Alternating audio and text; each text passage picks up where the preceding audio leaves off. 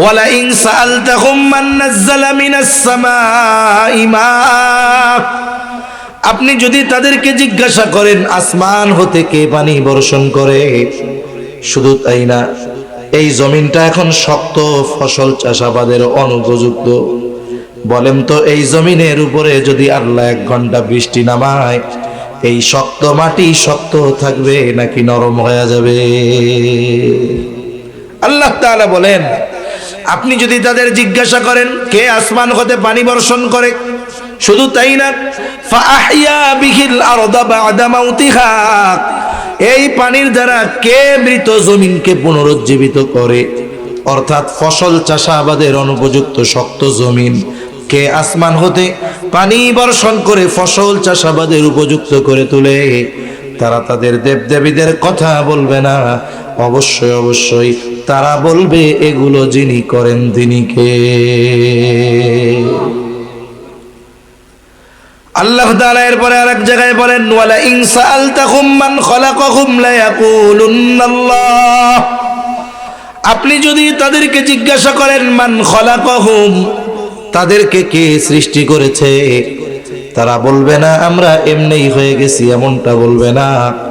আপনার এই প্রশ্নের জবাবেও তারা বলবে লা ইয়াকুলুন্নাল্লাহ, অবশ্যই অবশ্যই আমাদের স্রষ্টা হলেন আল্লাহ।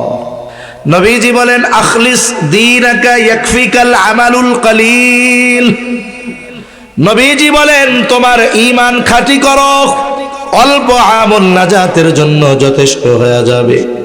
বলেন নবী কি আমল বেশির কথা বলছে না কমের কথা বলছে? বলে ঈমান ঠিক, অল্প আমল নাজাতের জন্য যথেষ্ট হয়ে যাবে। আবার আল্লাহ তাআলা কোরআনুল কারীমের মধ্যে বলেন, আল্লাযী খালাকাল মাউতা ওয়াল হায়াতা লিয়াবলুয়াকুম আইয়ুকুম আহসানু আমালা। আল্লাহ তাআলা বলেন, তিনি আল্লাহ, বলে কে? আল্লাযী খালাকাল মাউতা ওয়াল হায়াহ, যিনি মৃত্যু এবং জীবন সৃষ্টি করেছেন। আমরা জিজ্ঞাসা করলাম, আল্লাহ কেন আপনি মৃত্যু এবং জীবন সৃষ্টি করলেন? আল্লাহ তাআলা বলেন, লিয়াবলুয়াকুম, তোমাদের পরীক্ষা করার জন্য। আবার জিজ্ঞাসা করলাম, আল্লাহ কি পরীক্ষা করবেন? আল্লাহ তাআলা বলেন, আইয়ুকুম আহসানু আমালা, আল্লাহ তাআলা বলেন পরীক্ষা হলো তোমাদের মধ্যে কার আমল কত সুন্দর। ইয়া আইয়ুহান নাসু তাকু রাব্বাকুমুল্লাযী খালাকাকুম মিন নাফসিন ওয়াহিদা وخلق منها زوجها وبث منهما رجالا كثيرا ونساء। আল্লাহ রাব্বুল আলামিন বলেন, ইয়া আইয়ুহান নাস, হে মানব সম্প্রদায়, ইত্তাকু রাব্বাকুম, হে মানব সম্প্রদায় তোমরা তোমাদের রবকে ভয় করো। বলে কে আমাদের রব? আল্লাহ তাআলা বলেন, আল্লাযী খালাকাকুম মিন নাফসিন ওয়াহিদা, যিনি তোমাদেরকে একটি প্রাণ থেকে সৃষ্টি করেছেন। কয়টি প্রাণ? জোরে বলেন কয়টা? তাহলে সন্তান হওয়ার জন্য মাতা পিতা 2টা প্রাণের দরকার হয়, কিন্তু আল্লাহ তাআলা বললেন একটি প্রাণ থেকে আমি তোমাদের সৃষ্টি করেছি। আর আমি পুরুষ হই আর অন্যরা নারী। বলে আমাদের মূল কি? বলে রূহ। বলে দেহের সাথে রূহ আছে যতক্ষণ, দেহের দাম আছে ততক্ষণ।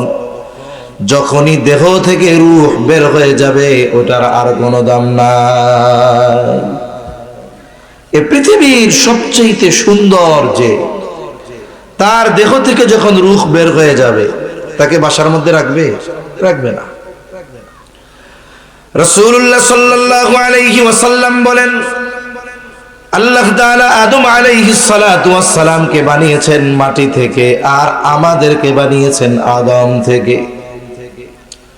আর এক হাদিসের মধ্যে আসছে, নবীজি সাল্লাল্লাহু আলাইহি ওয়াসাল্লাম বলেন, আল্লাহ তাআলা আদম আলাইহিস সালামের পৃষ্ঠদেশ তথা পিঠ থেকে কিয়ামত পর্যন্ত যত মানুষ আসবে, দুনিয়ায় যত মানুষ আছে, যত মানুষ দুনিয়া থেকে চলে গেছে, সকলের রূহ আল্লাহ তাআলা আদম আলাইহিস সালামের পৃষ্ঠদেশ তথা পিঠ থেকে আল্লাহ বের করেছে।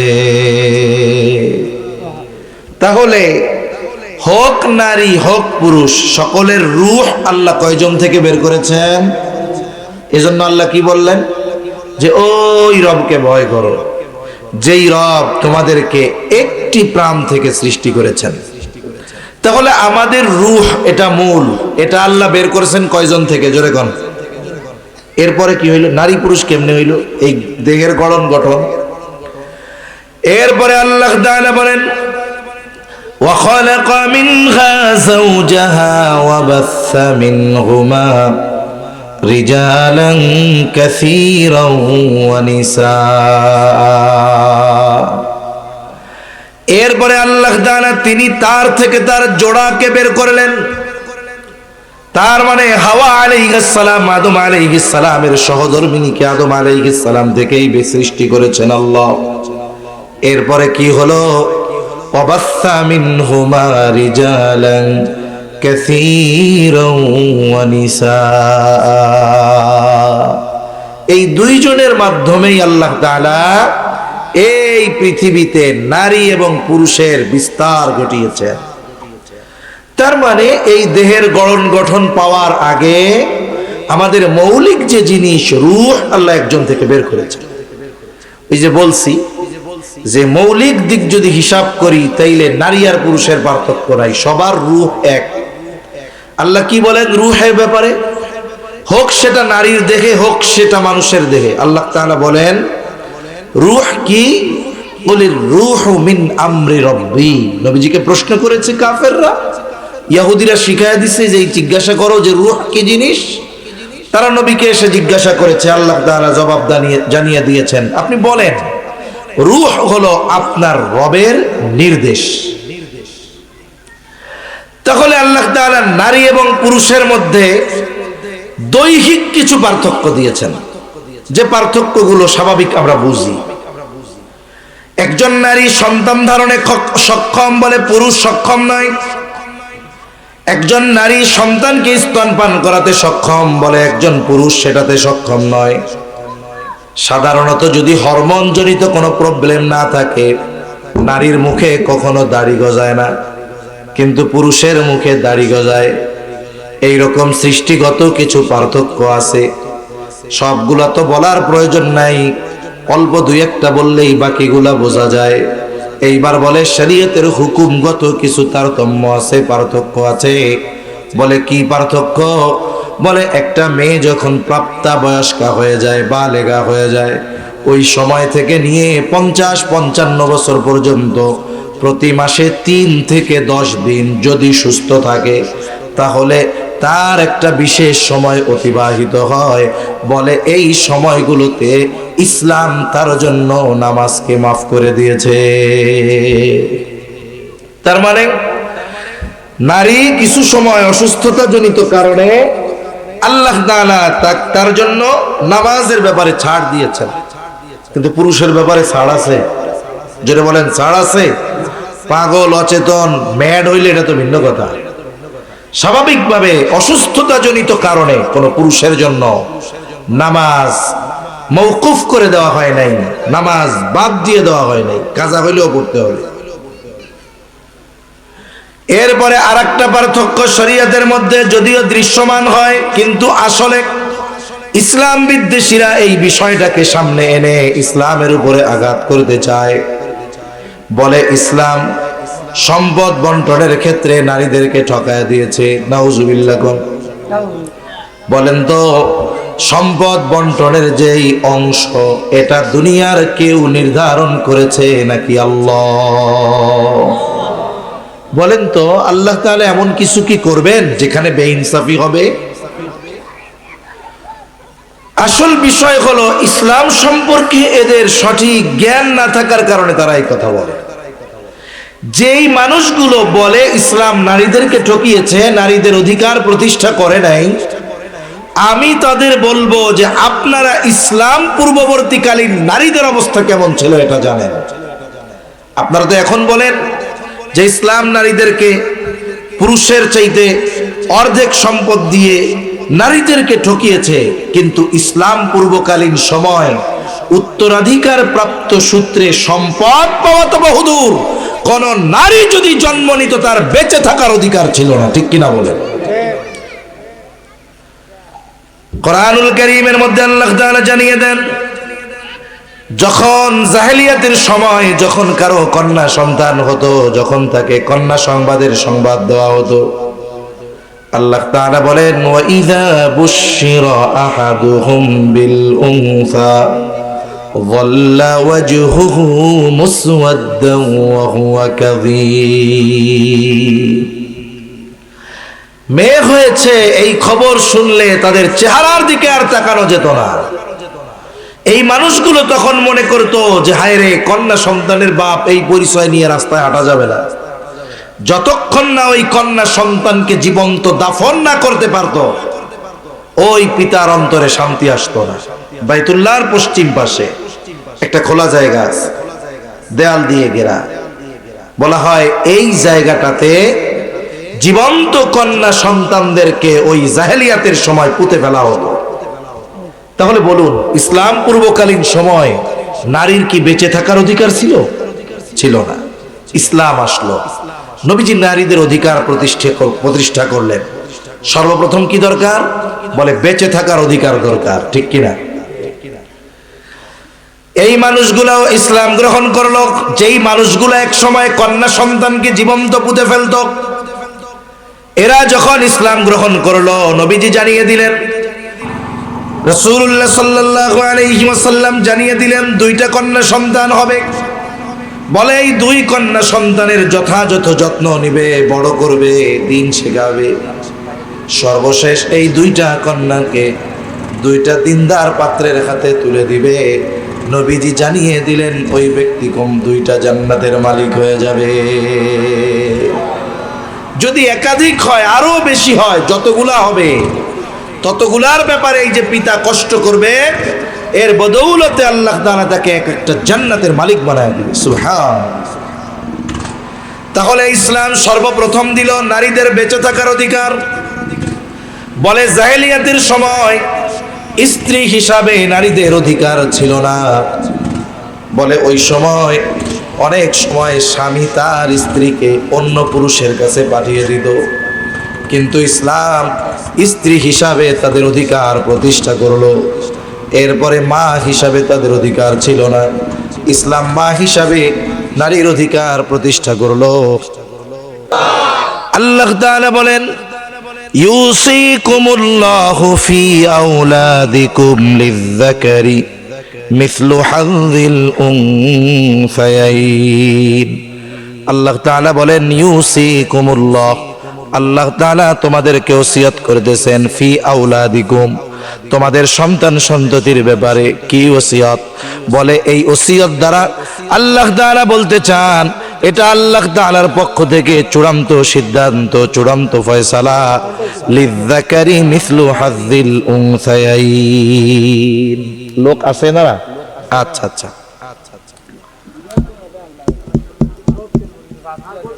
দাও লাইন দিয়ে দোয়া করো তোমরা, কারেন্ট জানি না যায়, তোমরা বেশি বেশি দোয়া করো, তাহলে খেয়াল করি। আল্লাহ তাআলা বলেন ইউসিকুমুল্লাহু ফি আওলাদিকুম লিযযাকারি মিসলু হাযযিল উনসায়াইন। আল্লাহ তাআলা সন্তান সন্ততির ব্যাপারে ওসিয়ত করতেছেন, মানে এটাই আল্লাহর চূড়ান্ত ফয়সালা। এর উপরে কলম দাগার কারো ক্ষমতা নাই। আপনাদের হয়তো অনেকের জানা আছে, যাদের বয়স 25 বছর হবে তাদের জানা থাকবে। কারণ স্বাভাবিক 2012 সালে যখন ইসলাম বিরোধী আইন আমাদের দেশে রাষ্ট্রীয়ভাবে নারী এবং পুরুষের সম্পদ বন্টনের ক্ষেত্রে, পিতার সম্পদ বন্টনের ক্ষেত্রে নারী এবং পুরুষের সমান অধিকার প্রতিষ্ঠার নামে কোরআনের এই আইনের বিরুদ্ধে যখন রাষ্ট্র আইন প্রয়োগ করার সিদ্ধান্ত নিয়েছিল, আমাদের বাংলাদেশের সিংহ পুরুষ মুফতি আমিনী রহমাতুল্লাহি আলাইহি গর্জে উঠেছিলেন এই নারী নীতি নিয়ে। তাহলে আল্লাহ তাআলার ফয়সালা, দুইজন কন্যা যতটুকু পাবে একজন ছেলে ততটুকু পাবে, এটা সিদ্ধান্ত আল্লাহর। বলে যদিও দেখা যায় পরিমাণ কম বেশ, কিন্তু আল্লাহ ঠকান নাই। উদাহরণ দিলে বুঝতে সহজ হবে। মনে করেন একজনের বেতন হলো 50,000 টাকা, আর একজনের বেতন হলো 25,000 টাকা। বুঝে থাকলে জোরে কন, 50 বেশি না 25 বেশি? এখন যে 50,000 টাকা বেতন পায়, বলে মাস শেষে তার পরিবারের সদস্য বেশি হওয়ার কারণে 50,000 শেষ। মাঝে মধ্যে আরো 2-4-5 হাজার মানুষের থেকে কর্জ করা লাগে। আর যে 25,000 বেতন পায় তার খরচ কম, দেখা যায় 10-12 হাজার, সর্বোচ্চ 15,000। প্রতি মাসে কমপক্ষে 10,000 টাকা তার বেঁচে যায়। বলেন তো বছর শেষে লাভবান কে, 50,000 ওয়ালা না 25,000 ওয়ালা? তার মানে বোঝা গেল কে কতটুক পেয়েছে সেটা নয়, বরং কার কতটুক বেঁচে আছে এটা হলো মূল হিসাব। বলেন তো গোটা হায়াতে একটা নারীর উপরে আল্লাহ তাআলা কোন খরচ ফরজ করেছেন? না না। একটা মেয়ে যখন জন্মগ্রহণ করে সে প্রথমে অবস্থান করে তার বাবার ঘরে। বলে বিবাহের আগ পর্যন্ত সে বাবার ঘরে থাকবে, সব খরচ বহন করার দায়িত্ব পিতার।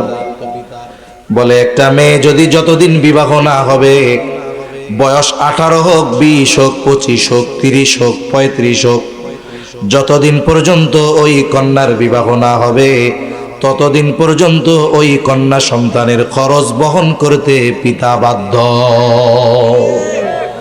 কিন্তু যদি ছেলে হয়, মেয়ের ক্ষেত্রে তো বিবাহ না হওয়া পর্যন্ত বহন করতে হবে খরচ। এখন ছেলের জন্য কতদিন পিতা খরচ বহন করতে বাধ্য? একটা হলো বাধ্য আর একটা হলো ইচ্ছা। বলে একটা ছেলে যতদিন বালেগ না হবে ততদিন তার খরচ বহন করতে পিতা বাধ্য। প্রথম কথা হলো বালেগ কত বছরে হয়? সরকারি হিসাব লেখা 18 বছর, ওইটা বাদ দেন। শরীয়ত কি বলে? নবীজি জানিয়ে দেন আহাদ্দুল বুলুগ, বালেগ হওয়ার সর্বশেষ সময় সীমা হলো 15 বছর। কত বছর? ইংরেজি হিসাবে না, আবার আরবি হিসাবে। আরবি হিসাবে প্রতি বছর ইংরেজি বছরের চাইতে 10-11 দিন কম হয়, ঠিক না? এখন যদি ইংরেজি হিসাব করেন, বলে 14 বছর 7 মাস। কয় বছর? 7 মাস। ইংরেজি হিসাবে যেই ছেলেটার বয়স 14 বছর 7 মাস, অলরেডি সে বালেগ হয়ে গেছে। বলে এর আগেও হতে পারে, 12 বছরেও বালেগ হতে পারে, 13 বছরেও হতে পারে, 14 বছরেও হতে পারে। তবে ইংরেজি হিসাবে সর্বশেষ সময়সীমা 14 বছর 7 মাস। বলে এই 14 বছর 7 মাসের পরে অথবা বালেগ হওয়ার পরে পিতা যদি বলে ছেলেরে আমি তোমার খরচ আর বহন করতে পারবো না, তোমার খরচ তুমি এখন ইনকাম করে আমারে খাওয়াও, বহন করো, বলেন তো পিতার এই কথা বলার অধিকার আছে না নাই? তাহলে পিতা ছেলের খরচ বহন করতে বাধ্য কতদিন? বলে ছেলে নাবালক থাকবে যতদিন। বালেগ হওয়ার পরে পিতা ছেলের খরচ বহন করতে বাধ্য না। যদি স্কুলের খরচ দেয়, প্রাইভেটের খরচ দেয়, এটা পিতার ইচ্ছা, চাইলে উনি নাও দিতে পারে। কিন্তু মেয়ের ক্ষেত্রে বালেগা হওয়ার পরে যদি তার বিবাহে দেরি হয়, বলেন তো পিতা বলতে পারবে নাকি যে তোর বিয়া হয় না কেন, তোর খরচ টরচ দিতে পারবো না, তুই ইনকাম করে আমারে খাওয়া? বলার অধিকার আছে? নাই। এরপরে যখন মেয়েটার বিবাহ শাদী ঠিক হবে, বিবাহ ঠিক হবে, বলে ছেলে যত সুন্দর হোক, স্মার্ট হোক, উচ্চ শিক্ষিত হোক, ছেলেরও মেয়েকে পছন্দ, মেয়েদের মেয়ে পক্ষেরও ছেলেকে পছন্দ। এখন যদি ছেলেটা এসে মেয়ে পক্ষের কাছে বলে আপনারাও তো আমারে খুব পছন্দ করেন, আপনাদের মেয়েও আমার পছন্দ, তবে একটা শর্তে বিয়ে করতে রাজি। কি শর্ত? বলে বিবাহের পরে আপনাদের মেয়ের যত খরচ সব খরচ আপনারা বহন করবেন, বিবাহের পরে আমার বাড়িতে থাকা, খাওয়া, চিকিৎসা, বস্ত্র, বাসস্থান এইগুলার খরচ সব মেয়ের পিতাকে যদি দিতে বলা হয়, বলেন তো ওই ছেলে যদি পৃথিবীর সবচাইতে সুদর্শন হয়, এই রকম কোন ছেলের সাথে কোন পিতা মেয়ে বিয়া দিবে নাকি? লাঠি দিয়া পিটাইয়া কবে তোরে বিয়ে করতে কইছে কেডা? ঠিক কি না বলে? তাহলে একটা ছেলে একটা মেয়েকে বিবাহ করার পূর্বে যখন বিয়া পড়ায় এসব কথা কইয়া দেয়, সব মৌলিক খরচ বহন করার ব্যাপারে প্রতিশ্রুতিবদ্ধ হয়ে এরপরে সে বিবাহ করে। ঠিক কিনা বলেন? তার মানে মেয়ে যখন স্বামীর বাড়িতে গেল, তার সব খরচ চালানোর দায়িত্ব হলো স্বামীর। ঠিক কিনা বলেন? এবার মেয়ের স্বামীর বাড়িতে চলতেছে, অসুবিধা নাই। তবে অনেকের ক্ষেত্রে জীবনে অনাকাঙ্ক্ষিত অনেক ঘটনা ঘটে। দেখা যায় বিবাহ হলো, কিছুদিন পরে স্বামী মারা গেল, আবার হয়তো তাকে বাবার বাড়িতে ফিরে আসতে হতে পারে।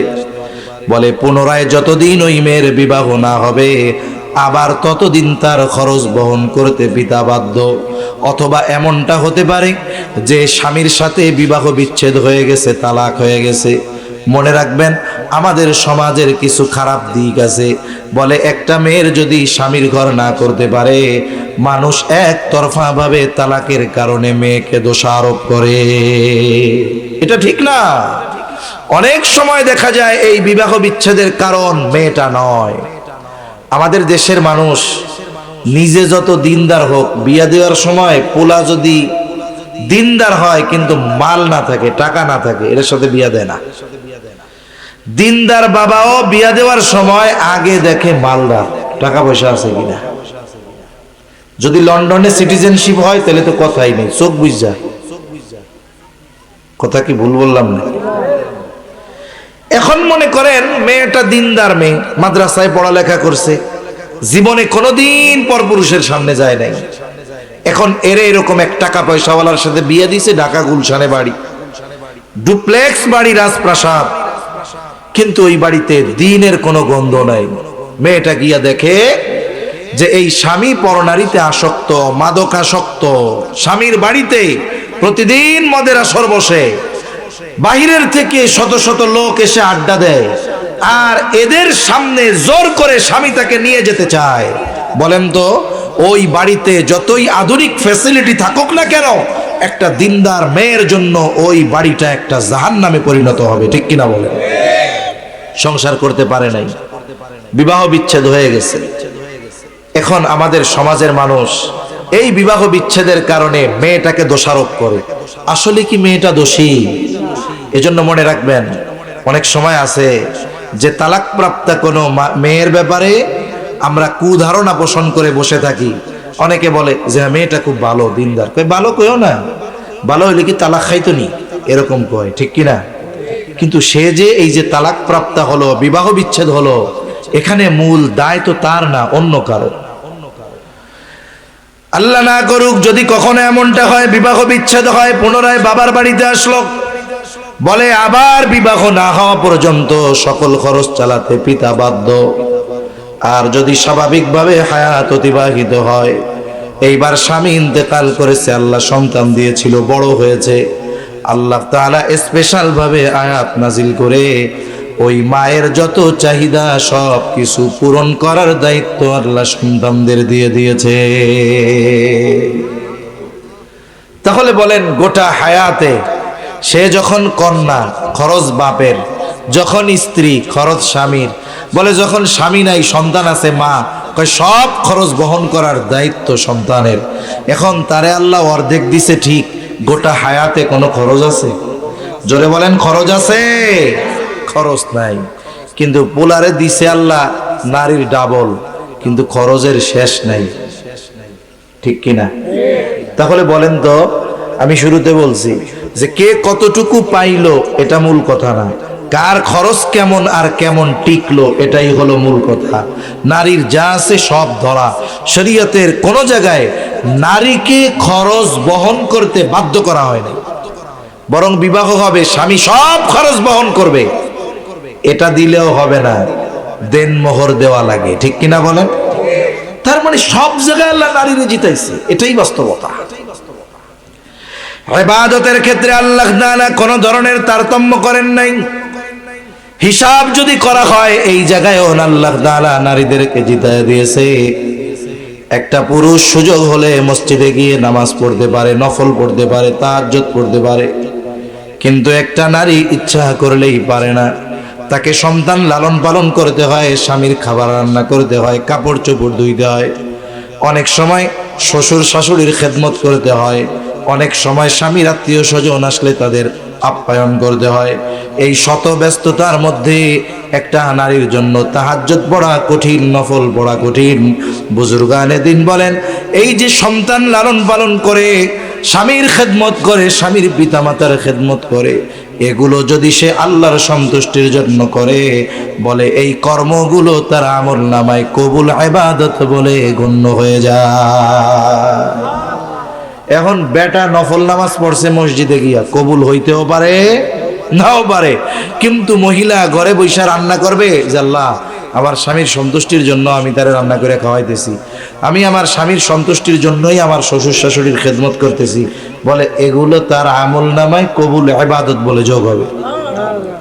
তাহলে এই জায়গাও তো নারী লাভবান, ঠিক কিনা বলেন? আসেন এবার মূল আয়াতের দিকে যাই। আল্লাহ রাব্বুল আলামিন বলেন, মান আমিলা সালিহাম মিন যাকারিন আও উনসা ওয়া হুয়া মুমিন। আল্লাহ তাআলা বলেন, মান আমিলা সালিহাম মিন যাকারিন আও উনসা, যে আমলে সালেহ করে, সৎ কর্ম করে, হোক নারী অথবা পুরুষ, ওয়া হুয়া মুমিন, আর সে মুমিন। সোজা তরজমা হলো, মুমিন নারী অথবা পুরুষ যখন নেক আমল করে, আল্লাহ রাব্বুল আলামিন এই নেক আমলের দুই ধরনের পুরস্কার দেওয়ার ঘোষণা দিয়েছে। কয় ধরনের পুরস্কার? জোরে বলেন, কয় ধরনের? দুই ধরনের। আল্লাহ তাআলার যত আদেশ নিষেধ আছে, আমরা অনেক সময় মনে করি আল্লাহর হুকুম আহকাম মানলে খালি মনে হয় আখিরাতে লাভ। না না, আল্লাহর হুকুম আহকাম মানলে দুনিয়ায়ও লাভ আছে। তবে আল্লাহ তাআলা কোন মানুষের ভালো কাজের পরিপূর্ণ প্রতিদান দুনিয়ায় আল্লাহ তাআলা দেন না, দেওয়া সম্ভব নয়। ইমানদারের ভালো কাজের পূর্ণ প্রতিদান আল্লাহ আখিরাতে দিবে। আবার যখন কেউ পাপ করে, হোক মুমিন বা কাফের, বলে এর মন্দ কাজের প্রতিদান আল্লাহ পরিপূর্ণ দুনিয়াতে দেন না, দেওয়া সম্ভব নয়। কেন? আল্লাহ সুবহানাহু ওয়া তাআলা কোরআনুল কারীমের মধ্যে বলেন, وَإِنَّمَا تُوَفَّوْنَ أُجُورَكُمْ يَوْمَ الْقِيَامَةِ। আল্লাহ তাআলা বলেন, মানুষকে তার কর্মের পূর্ণ প্রতিদান কিয়ামতের দিন দেওয়া হবে। মূল কথা হলো, মানুষকে দুনিয়ার কর্মের পূর্ণ প্রতিদান কিয়ামতের দিন আল্লাহ তাআলা দিবেন। আর মনে রাখতে হবে, যেই ব্যক্তি বেঈমান, সে ভালো কাজের প্রতিদান যতটুকু দুনিয়ায় পাবে, আখিরাতে তার কোনো প্রতিদান নাই। আর ইমানদার যখন নেক আমল করে, আল্লাহ তাআলা দুনিয়ায় তার নেক আমলের কিছু প্রতিদান দেন, পরিপূর্ণ প্রতিদান আল্লাহ তাআলা আখিরাতে প্রদান করবে। এজন্য আল্লাহ তাআলা দুনিয়ায়ও কিছু দেন, আখিরাতেও পরিপূর্ণ দিবেন।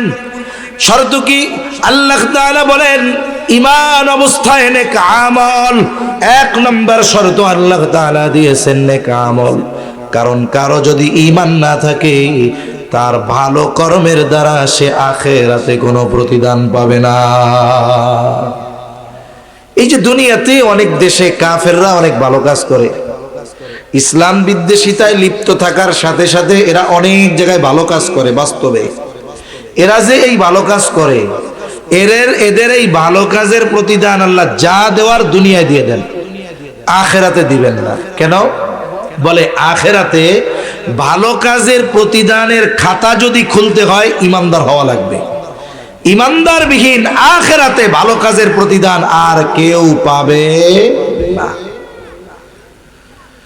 এই জন্য আল্লাহ তাআলা এক নাম্বার শর্ত দিয়েছেন ঈমান, ঈমান, ঈমান। আর শুরুতেই আমি বলেছি, আল্লাহ প্রদত্ত সবচাইতে দামি নিয়ামত হলো ঈমান। এই ঈমানটা হতে হবে শিরিক মুক্ত। শুধুমাত্র আল্লাহর অস্তিত্বে বিশ্বাস করলেই মুমিন হওয়া যায় না। আল্লাহ বানাইছেন, আল্লাহ বৃষ্টি দেন, এটা বিশ্বাস করলেই মুমিন হওয়া যাবে না, নাজাত পাওয়া যাবে না। কারণ যদি আল্লাহকে স্রষ্টা মানার পর আসমান জমিনের স্রষ্টা আল্লাহ বিশ্বাস করবার পর নাজাত যদি পাওয়ার ব্যবস্থা থাকতো তাইলে আবু জেহেলও নাজাত পাওয়া যাইত। মক্কার মুশরিকরা আল্লাহকে বিশ্বাস করত। আমার কথা না, আল্লাহর কথা। কার কথা? আল্লাহ তাআলা বলেন وَلَئِنْ سَأَلْتَهُمْ مَنْ خَلَقَ السَّمَاوَاتِ وَالْأَرْضَ لَيَقُولُنَّ اللَّهُ।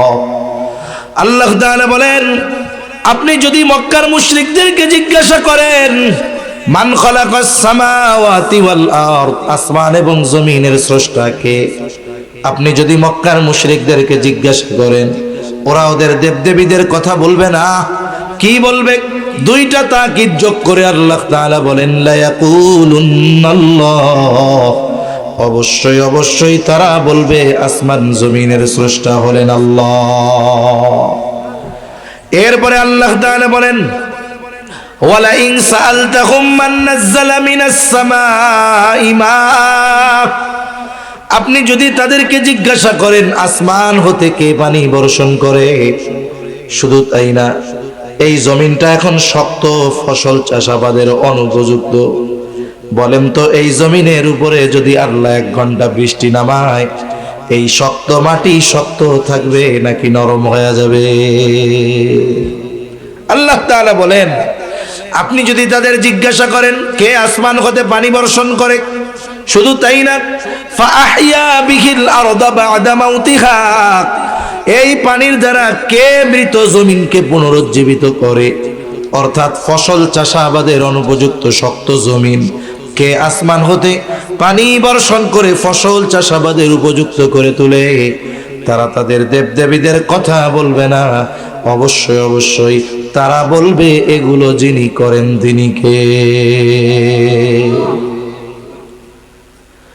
আল্লাহ তাআলা এরপরে আরেক জায়গায় বলেন ওয়ালা ইন সাআলতাহুম মান খালাকাহুম লা ইয়াকুলুন্নাল্লাহ, আপনি যদি তাদেরকে জিজ্ঞাসা করেন মান খালাকাহুম, তাদেরকে কে সৃষ্টি করেছে, তারা বলবে না আমরা এমনিই হয়ে গেছি, এমনটা বলবে না। আপনার এই প্রশ্নের জবাবেও তারা বলবে লা ইয়াকুলুন্নাল্লাহ, অবশ্যই অবশ্যই আমাদের স্রষ্টা হলেন আল্লাহ। এই বিশ্বাসগুলো আল্লাহর ব্যাপারে কাফেরদের ছিল, আবু জেহেল উতবা সাহেবাদের ছিল। বলেন তো এরপরেও কি এদের ইমানদার বলার সুযোগ আছে? কেন নাই? এরা আল্লাহর অস্তিত্বে বিশ্বাসী ছিল, প্যাঁচ লাগায়া দিছে তাওহীদের ভিতরে গিয়া। কি করছে? বলে ওরা আল্লাহ তাআলার কাছে সরাসরি চাওয়া বাদ দিয়া কিছু জড় বস্তুকেও দেওয়ার ক্ষমতা আছে এমনটা মনে করেছে। এই জন্য মূর্তি বানাইছে, লাত মানাত উজ্জা হাবল এইগুলার কাছে গিয়া চায়, এক একটারে এক এক বিষয়ের দেবতা মনে করছে। এটা হলো মক্কার মুশরিকদের অবস্থা। এই জন্য আল্লাহর অস্তিত্বে বিশ্বাস করার পরেও ওরা বেঈমান। এখন আসেন আমাদের সমাজে, আমাদের দেশে, মুসলমানদের লেবাসে কিছু মানুষের এই বিশ্বাস আছে না যে শাহজালাল রহমাতুল্লাহি আলাইহি কবরে শুয়ে থাকলেও এটা দেওয়ার ক্ষমতা আছে? এই বিশ্বাসের লোক সমাজে আছে না নাই? এই জন্যই তো আমি কয়েকবার গেছি, একবার গিয়া দেখি এক আল্লাহর বান্দা মসজিদ পাশে নামাজ মসজিদে পড়ে নাই, ওই জায়গায় গিয়া নামাজ পড়ছে। আর শাহজালাল রহমাতুল্লাহি আলাইহির কবরের পাশ দিয়ে যে প্রাচীর, ভেতরে গিয়া দেয়ালে মাথা লাগায় কইতেছে বাবা এটার ব্যবস্থা করো, বাবা এটার ব্যবস্থা করো। বলেন তো ওই ব্যক্তি আর আবু জেহেল এদের মধ্যে তফাত আছে? জোরে বলেন তফাত আছে? এজন্য মনে রাখতে হবে এই ধরনের অনেক শিরিক করে নেওয়ালা মুসলমান এই সমাজে আছে। কিছু শিরক আছে যেগুলোর কারণে আল্লাহর অস্তিত্বের প্রতি বিশ্বাস মূল্যহীন হয়ে যায়, কোনো দাম থাকে না। আপনার কাছে কলস আছে, পানি রাখতে পারবেন, কিন্তু কলস নিচে দিয়া বড় একটা ছিদ্র, ওইরকম 100 কলস থাকলে কি হবে? পানি জমাইতে পারবেন? জোরে বলেন পারবেন? সেজন্য আমাদের ঈমান হতে হবে ত্রুটি মুক্ত, শিরিক মুক্ত। আল্লাহ তাআলা আমাদের সকলকে শিরিক মুক্ত ঈমান নসিব করেন, জোরে বলি আমিন। ঈমান যদি ত্রুটি মুক্ত হয়ে যায় আমল বেশি লাগে না। নবীজিও অনেক আমলের কথা বলেন নাই, আল্লাহও অনেক আমলের কথা বলেন নাই। নবীজি কি বলছে? নবীজি বলেন আখলিস দীনাকা ইয়াকফিকাল আমালুল কলিল। নবীজি বলেন তোমার ঈমান খাঁটি করো, অল্প আমল নাজাতের জন্য যথেষ্ট হয়ে যাবে। বলেন নবী কি আমল বেশির কথা বলছে না কমের কথা বলছে? বলে ঈমান ঠিক, অল্প আমল নাজাতের জন্য যথেষ্ট হয়ে যাবে। আবার আল্লাহ তাআলা কোরআনুল কারীমের মধ্যে বলেন আল্লাযী খালাকাল মাউতা ওয়াল হায়াতা লিয়াবলুয়াকুম আইয়ুকুম আহসানু আমালা। আল্লাহ তাআলা বলেন তিনি আল্লাহ, বলে কে? আল্লাযী খালাকাল মাউতা ওয়াল হায়াত, যিনি মৃত্যু এবং জীবন সৃষ্টি করেছেন। আমরা জিজ্ঞাসা করলাম আল্লাহ কেন আপনি মৃত্যু এবং জীবন সৃষ্টি করলেন? আল্লাহ তাআলা বলেন লিয়াবলুয়াকুম, তোমাদের পরীক্ষা করার জন্য। আবার জিজ্ঞাসা করলাম আল্লাহ কি পরীক্ষা করবেন? আল্লাহ তাআলা বলেন আইয়ুকুম আহসানু আমালা। আল্লাহ তাআলা বলেন পরীক্ষা হলো তোমাদের মধ্যে কার আমল কত সুন্দর। বলেন আল্লাহ বেশি আমলের কথা বলছে না সুন্দর আমলের কথা বলছে? জোরে বলেন। সুন্দর। কোন আমল সুন্দর? বলে ঈমান খাঁটি রাইখা যেই আমল করে ওইটা অল্প হইলেও সুন্দর। সুবহানাল্লাহ। তাহলে প্রথম শর্ত ঈমান, এটা ত্রুটি মুক্ত হতে হবে। এরপরে আল্লাহ বলেন ওয়া আমিলুস সলিহাত। কোরআনুল কারীমে অনেক জায়গায় আল্লাহ বলছেন ইন্নাল্লাযীনা আমানু ওয়া আমিলুস সলিহাতি কানাত লাহুম জান্নাতুল ফিরদাউসি নুজুলা। আল্লাহ তাআলা বলেন নিশ্চয়ই যারা ঈমান আনে আর আমলে সলিহ করে তাদের জন্য রয়েছে জান্নাতুল ফিরদাউসের মেহমানদারি। ইন্নাল্লাযীনা আমানু ওয়া আমিলুস সলিহাতি লাহুম আজরুন আযীম। আর যারা ঈমান আনে আমলে সলিহ করে বলে তাদের জন্য রয়েছে মহা প্রতিদান। আল্লাহ রাব্বুল আলামিন ঈমানের সাথে সাথে সৎ কর্মের কথা উল্লেখ করেছেন। বলে ঈমান আছে, নেক আমল করো, তাহলে দুই ধরনের পুরস্কার পেয়ে যাবা। হে দুনিয়ার নারী পুরুষ শুনে নাও, আল্লাহ তাআলা আমলে সলিহের কথা বলেছেন। বুজুর্গানে দিন বলেন সৎ আমল, আমলে সলেহ কোনটা? বলে ওই আমল হলো আমলে সলেহ যেই আমলটা আল্লাহর দরবারে কবুল হওয়ার যোগ্যতা রাখে। আমাদের সব আমল আল্লাহর কাছে কবুল হয় না। সবাই মসজিদে নামাজ পড়ে, সবারটা কবুল হয় না। সবাই দান করে আমল, কিন্তু যারটা কবুল হয় ওরটাই সৎ আমল। ঠিক কিনা বলেন? এখন আমি আপনি যদি আমার আপনার আমলগুলো আল্লাহর কাছে কবুল করাতে চাই, তাহলে কিছু শর্তের আলোকে যদি আমল করি, বলে আমার আপনার আমল অল্প হলেও কবুল করবেন নজরে কে? আল্লাহ। এজন্য আমি আপনাদেরকে অধিক আমলে নিরুৎসাহিত করতেছি, বিষয়টা এমন নয়। বরং আমরা চাই, এই প্রচেষ্টা আমরা করি যে আমার ঈমান খাঁটি রেখে আমার আমলটা অল্প হোক, যেন ওই আমলটা আল্লাহর দরবারে গৃহীত হয়। তাহলে এক নাম্বার, যদি আমল আল্লাহর কাছে কবুল করাতে চাই কি দরকার? বলে আমার নিয়তের বিশুদ্ধতা দরকার। আমি যেই আমলটা করব যত ছোট হোক না কেন, একমাত্র কার সন্তুষ্টির জন্য করব? জোরে বলেন। এই যে তাফসীর মাহফিলের আয়োজন হিলফুল ফুজুল ইসলামী যুব সংগঠনের উদ্যোগে, যদি তাদের নিয়ত থাকে, বাস্তব কথা রাগ হওয়ার কোনো কিছু নেই, যদি তারা নিয়ত করে আমাদের মাহফিলটা বড় হতে হবে, আমাদের মাহফিলটার লোকে লোকারণ্য হতে হবে, ওয়াইজদের জম্পেশ ওয়াজ উঠতে হবে, বয়ান উঠতে হবে, বলে দীর্ঘ রাত পর্যন্ত মাহফিল চালাতে হবে, এই নিয়ত যদি থাকে তাহলে কোনো লাভ নাই। কিন্তু যদি শুধু এতটুক নিয়ত করে আল্লাহ এত কষ্ট করে এই আয়োজন করতেছি আপনার সন্তুষ্টির জন্য, আপনি কবুল করলে আর কিছুর প্রয়োজন নাই, বলে হতে পারে এই নিয়তটুকুর কারণে এই মাহফিল কিয়ামতে নাজাতের কারণ হয়ে যেতে পারে। এজন্য দুনিয়ার যত নেক আমল আছে, ক্ষুদ্র থেকে ক্ষুদ্রাতীত, আমরা সব নেক আমলগুলো কার সন্তুষ্টির জন্য করব? এখন নামাজ, রোজা, হজ, যাকাত এগুলো কার জন্য করব? আল্লাহর জন্য। আলহাজ হওয়ার জন্য হজ করা যাবে না, দানবীর খেতাব লাগানোর জন্য দান করা যাবে না। কত মানুষ আছে আলহাজ হওয়ার জন্য বারবার হজ করে। এখন এক লোক তার নাম হাজি অমক, আর একজন বলে আলহাজ তমক। এখন হাজি সাহেব কয় আলহাজ, শুনতে ভালো লাগে। ইমাম সাহেবের কাছে গিয়া কয়, ইমাম সাহেব আমি হজ করছি, ও হজ করছি, আমারে হাজি কয়, তারে আলহাজ কয় কেন? এখন ইমাম সাহেবের বুদ্ধি আকল একটু কম। এখন ও নিজে চিন্তা ভাবনা করে কয়, শুনেন উনি 3 বার হজ করছে তো এই জন্য উনি আলহাজ, আপনি একবার করছেন এই জন্য হাজি। এখন চিন্তা করতেছে, হ্যাঁ আমার কি ওর চেয়ে টাকা পয়সা কম আছে নাকি? ও 3 বার কইরা আলহাজ হইছে, আমি 6 বার কইরা ডাবল আলহাজ হয়ে যাব। এখন এই লোক যদি আলহাজ হওয়ার জন্য, হাজি থেকে আলহাজ হওয়ার জন্য প্রতি বছর হজ করে, বলেন তো ওই হজ তার গুনাহ মাফের কারণ হবে? বরং ইবাদত যদি আল্লাহ তাআলার সন্তুষ্টিবিহীন অন্য কারো জন্য করা হয়, ওই ইবাদত হয় জাল ইবাদত। কি ইবাদত হয় জোরে বলেন? জাল ইবাদত। মনে করেন এক লোক ব্যাংকে গেছে, আপনাদের সুনামগঞ্জের সোনালী ব্যাংকে। লোকটা করছে কি, 1 বান্ডিল টাকা নিয়ে গেছে 1 লক্ষ টাকার। এর ফাঁকে ফাঁকে 50টা জাল নোট ঘুরে দিছে। এখন মেশিনে টাকা গনে ব্যাংকে, শুধু টাকা গনে তা নয়, ওই মেশিনে জাল টাকাও ধরা যায়। টাকা গোনার সাথে সাথে যদি জাল টাকা আসে, মেশিন কেমন করে, টট টট সিগন্যাল মারে, মানে কয় মিয়া কাম কিন্তু খালাস, জাল নোট ধরা পড়ছে।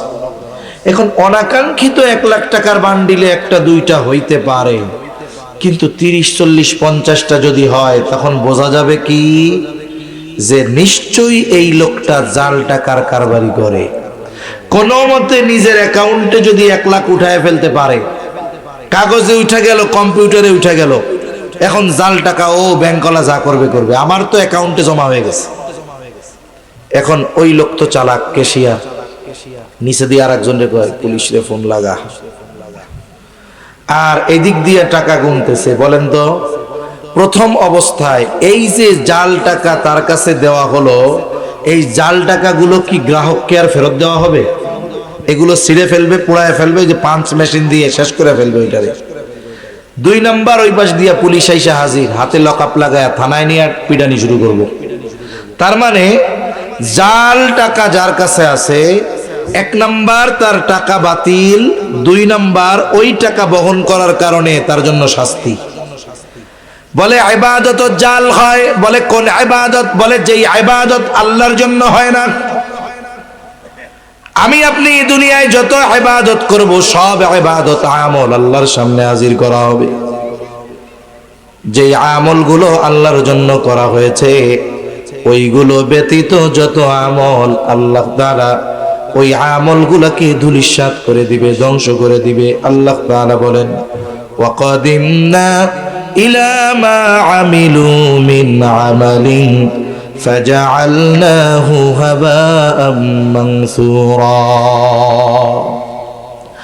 আল্লাহ রাব্বুল আলামিন যেই ইবাদতগুলো তার সন্তুষ্টির জন্য করা হয় নাই, বলে ওই আমলগুলোকে আল্লাহ তাআলা আল খাবাউল মানসুরে পরিণত করবে, ধুলায় নিশ্চিহ্ন করে দিবে আল্লাহ। এই যে হলো জাল ইবাদত, ধ্বংস, জাল টাকা ধ্বংস। এইবার জাল টাকা বহন করার কারণে শাস্তি। বলে বান্দা, যে ইবাদত আমার জন্য করার দরকার ছিল, ওই ইবাদত যখন মানুষের সন্তুষ্টির জন্য করা হয়, বলে এটা এক ধরনের শিরক হয়, পাপ হয়, অন্যায় হয়। এইবার এই অন্যায়ের কারণে তার শাস্তি হয়ে যাবে জাহান্নাম। এজন্য আমরা সকল ইবাদত একমাত্র কার জন্য করব? জোরে বলেন। এজন্য আল্লাহ তাআলা বলেন, নবী আপনি বলে দেন, ইন্না সালাতি ওয়া নুসুকি ওয়া মাহইয়ায়া ওয়া মামাতি লিল্লাহি রাব্বিল আলামিন। আপনি বলেন, নিশ্চয়ই আমার নামাজ, আমার কুরবান, আমার জীবন, আমার মরণ সব রব্বুল আলামিনের জন্য। যেই রবের জন্য জীবন, যেই রবের জন্য মরণ, আমার আপনার দুনিয়ার সব ইবাদত একমাত্র ওই রবের জন্যই করব। 2 নাম্বার বলে, যেই ইবাদত করবে সেই ইবাদতটা নিজের মন মতো করলে হবে না, ইবাদত করতে হবে রাসূলুল্লাহ সাল্লাল্লাহু আলাইহি ওয়াসাল্লামের তরিকায়। মাঝে মধ্যে মোবাইলের মধ্যে এক গ্রুপের নামাজ দেখি, আমাদের দেশে একটা বন্ড গ্রুপ আছে, নাম বড় সুন্দর কিন্তু কাম হলো কাফেরদের মতো, বলে নাম দিছে হিজবুত তাওহীদ। আছে না? তাওহীদের দল, একত্ববাদের দল। এরা নামাজ পড়ে, এদের ইমাম সাহেব বিড়ি টেনে নামাজে যায়, কয় হ্যাঁ, দেখেন নাই কিরকম আল্লাহু আকবার মারে, কেমন দেখেন নাই? এইরকম মানে নামাজ পড়ে নাকি কারো সাথে ঝগড়া করতেছে, তার কোনো ঠিক নেই। বলেন তো এই পদ্ধতি কি নবীজি ওদের শিখাইছে? এই পদ্ধতি ওরা নিজেরা বানাইছে। যে কোনো ইবাদত নবীজির পদ্ধতিতে ইবাদত করা যায় না এমনটা নাই, বরং এই পৃথিবীর সকল ইবাদতের তরিকা নবীজি শিখিয়ে গিয়েছেন, ঠিক কিনা বলেন?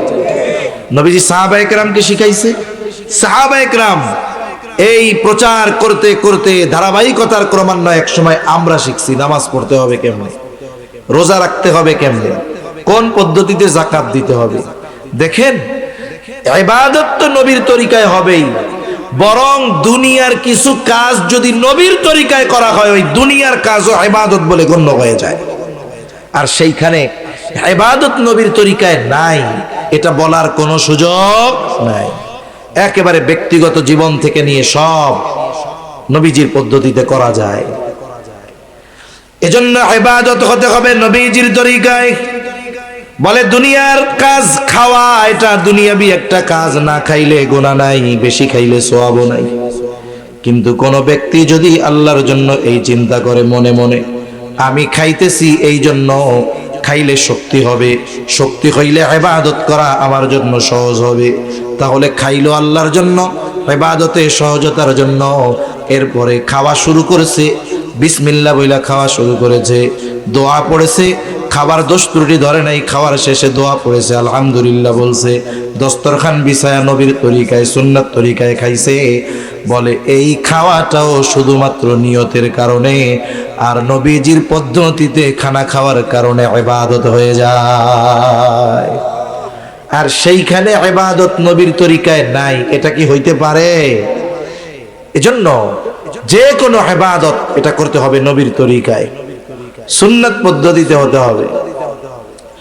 3 নাম্বার বলে, যেই আমল করবে সেই আমলের মাসলা মাসাইল গুলো জানতে হবে। এইখানেই আসে ইলমের ব্যাপার। নবীর হাদিস, নবীজি বলেন তলাবুল ইলমি ফারিদাতুন আলা কুল্লি মুসলিম। দ্বীন ইলম শিক্ষা করা প্রত্যেক মুসলমান নরনারীর উপরে ফরজ। কতটুকু ফরজ? কেউ কেউ বলে নিজে দ্বীনের উপরে চলতে, আল্লাহর হুকুম আহকাম মেনে চলতে যতটুকু ইলমে দ্বীন দরকার শেখা ফরজ। কেউ কেউ বলে না, নিজে দ্বীনের উপরে চলতে, অধীনস্থদেরকে চালাতে যতটুকু ইলমে দ্বীন দরকার শেখা ফরজ। বলে কেন? কারণ আল্লাহ তাআলা কোরআনুল কারীমের মধ্যে বলেন, ইয়া আইয়ুহাল্লাযীনা আমানু কু আনফুসাকুম ওয়া আহলিকুম নারা।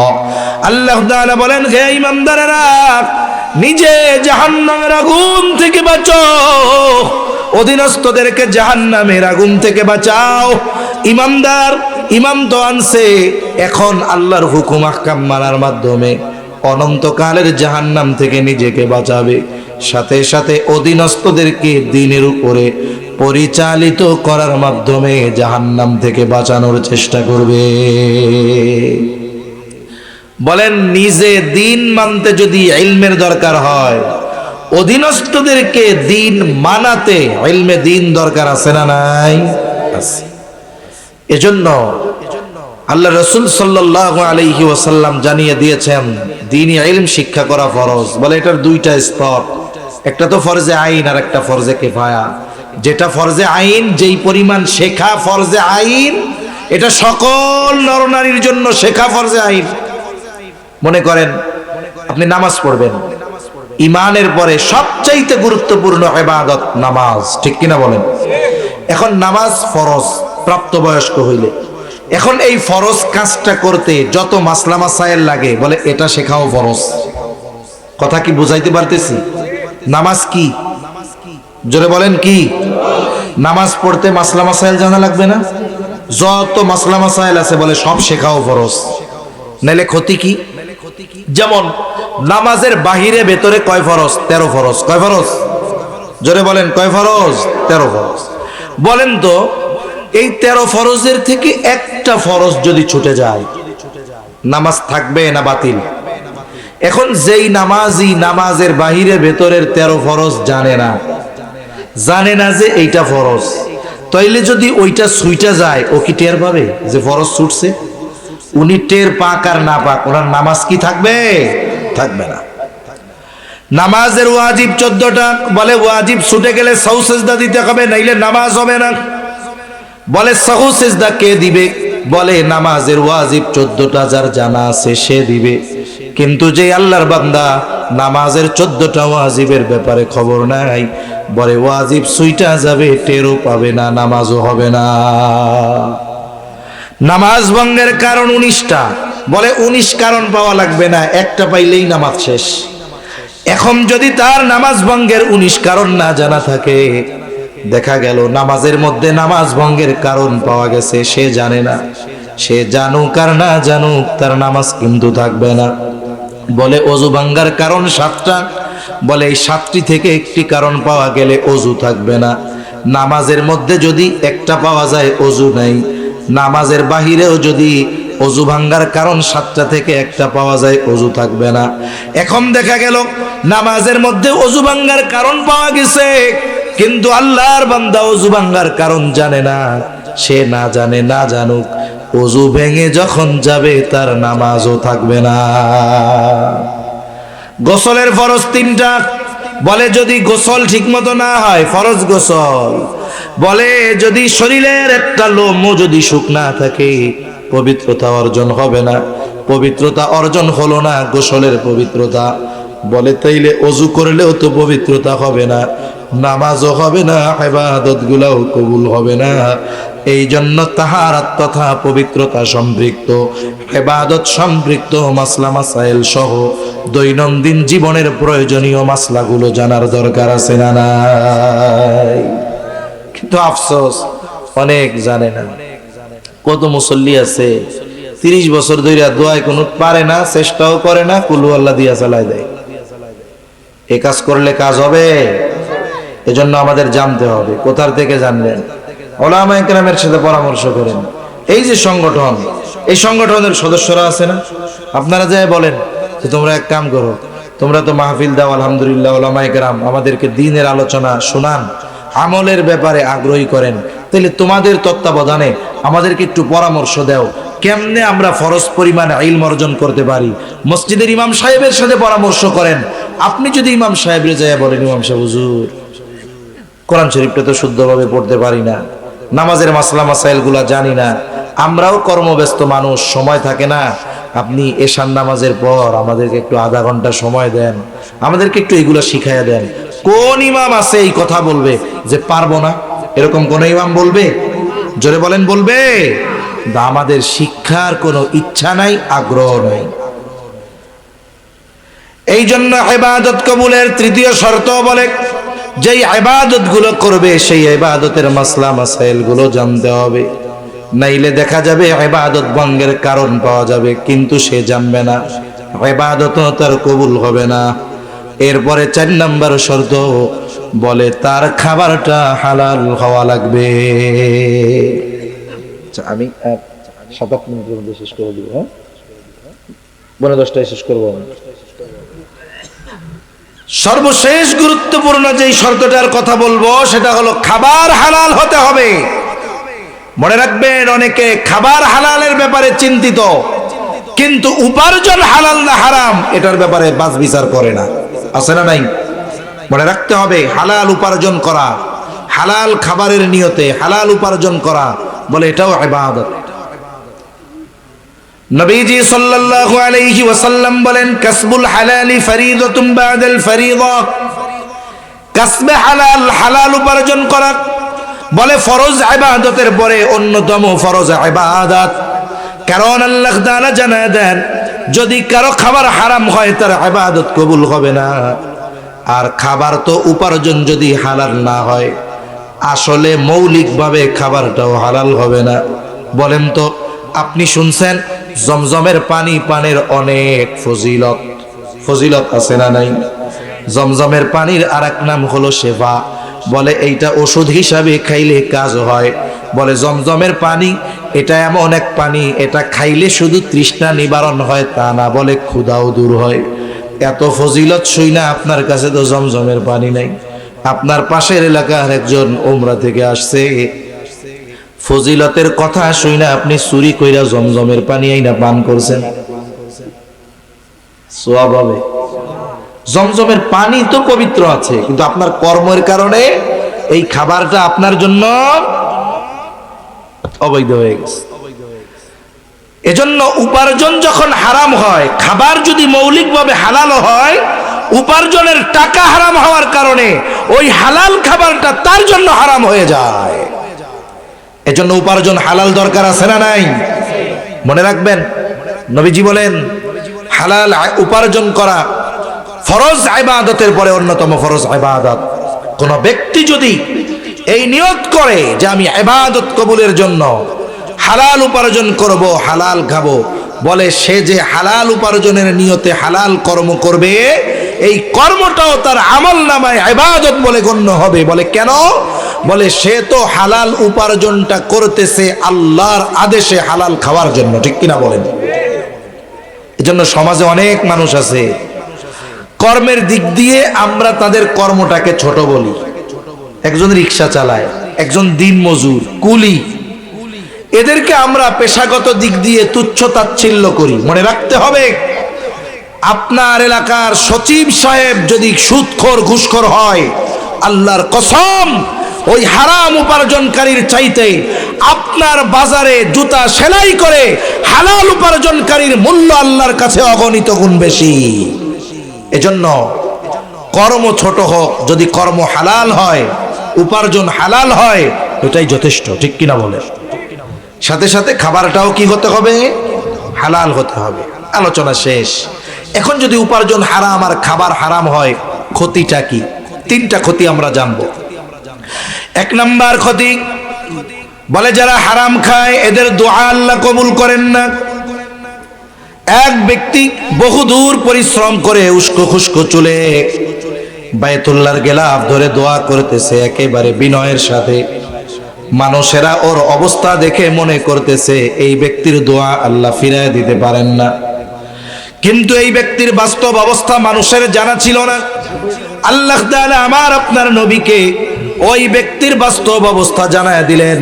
এবার নবীজি বলতেছেন, শোনো, ওই ব্যক্তির দোয়া আল্লাহ কেমনে কবুল করবে?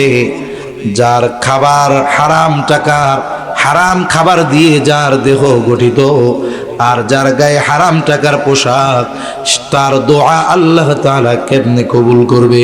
মনে রাখবেন, হারামখোর, হারাম উপার্জনকারী, হারাম ভক্ষণকারী দোয়া কবুলের যত সময় আছে, স্থান আছে, কোথাও গিয়ে তার দোয়া যত বিনয়ের সাথে করুক না কেন, আল্লাহ তাআলা কবুল করবে না। আরাফার ময়দানে গিয়ে দোয়া করবে, যেই দিন আল্লাহ ক্ষমার ঘোষণা দিয়েছেন। বলে ও হজ কইরা হাজি আর আলহাজ হইতে পারবে, কিন্তু গুনাহ মাফ করাতে পারবে না। এজন্য হারাম যারা খায়, উপার্জন করে, এদের দোয়া কবুল হয় না। দুই নম্বরে ইবাদত কবুল হয় না। আল্লাহ তাআলা কোরআনুল কারীমের মধ্যে সব রাসূলগণকে এক নির্দেশ দিয়েছেন, ইয়া আইয়ুহার রাসূলু কুলু মিনাত তাইয়্যিবাত ওয়া আমালু সালিহা। আল্লাহ তাআলা বলেন, হে রাসূলগণ, কুলু মিনাত তাইয়্যিবাত, আপনারা পবিত্র খান আর আমলে সালেহ করেন। বুজুর্গানে দিন বলেন, যার খাবার পবিত্র নয়, হালাল নয়, এর আমল কখনো আল্লাহর কাছে কবুল হয় না। বলে তিন নাম্বার ক্ষতি, নবীজি বলেন, লা ইয়াদখুলুল জান্নাতা জাসাদুন গুদিয়া বিল হারাম, হারাম ভক্ষণকারীর শরীর জান্নাতে প্রবেশ করবে না। তাহলে হারাম উপার্জন করে, হারাম খেয়ে যদি আমার ইবাদত কবুল না হয়, দোয়া কবুল না হয়, আমাকে যদি জাহান্নামের লাকড়ি হতে হয়, ওই রকম হারাম থেকে বেঁচে থাকার দরকার আছে না নাই? সেজন্য সম্মানিত উপস্থিতি, ঈমান ঠিক রেখে এই শর্তগুলোর আলোকে যদি আমল করতে পারি, আমল কম হলেও কবুল করবেন কে? এখন এই ধরনের আমল যদি নারী আর পুরুষ করে, কয় ধরনের পুরস্কার? এক ধরনের পুরস্কার দুনিয়ায় আল্লাহ তাআলা বলেন, ফালানুহিয়ান্নাহু হায়াতান তাইয়্যিবা, আল্লাহ তাআলা তাকে হায়াতে তাইয়্যিবা দান করবে। এই দুনিয়ায় অমুখাপেক্ষী জীবন দান করবে, স্বল্পে তুষ্টতা দান করবে, ইবাদতে মজা দান করবে। আল্লাহ রাব্বুল আলামিন দুনিয়ার যত প্রয়োজন মেটানোর ব্যবস্থা করবে। বলে দ্বিতীয় ধরনের পুরস্কার আখিরাতে। কি পুরস্কার? আল্লাহ তাআলা বলেন, ওয়ালা নাজজিয়ান্নাহুম আজরাহুম বিআহসানি মা কানু ইয়ামালুন। আসলে আমরা দুনিয়ায় যে আমল করি, যতই ইখলাসের সাথে করা হোক না কেন, আমাদের আমলের বিনিময়ে জান্নাত পাওয়া কঠিন। কিন্তু আল্লাহ তাআলা জানায় দেন, গোলাম রে, এইগুলো ঠিক রেখে যদি তুমি আমল করো, তুমি দুনিয়ায় যে আমল করেছো তার চাইতে অগণিত গুণ বেশি উত্তম প্রতিদান আল্লাহ তাআলা আমি তোমাকে দান করব। এজন্য আমরা আমাদের ঈমান পরিশুদ্ধ করে শর্তগুলো ঠিক রেখে নেক আমল করব তো ইনশাআল্লাহ। বলেন, নেক আমল করলে শুধু আখিরাতের লাভ না দুনিয়ারও লাভ আছে? সেজন্য মনে রাখতে হবে, যদি আমরা আল্লাহর এই হুকুমগুলো মেনে চলি, আমরা দুনিয়াও কামিয়াব, আখিরাতেও কামিয়াব। আল্লাহ সুবহানাহু ওয়া তাআলা আমাদের সবাইকে কথাগুলো বুঝবার, আমল করবার তৌফিক দান করেন। সকলে বলি আমিন। ওয়া আখিরু দাওয়ানা আনিল হামদুলিল্লাহি রাব্বিল আলামিন। আসসালামু আলাইকুম ওয়া রাহমাতুল্লাহি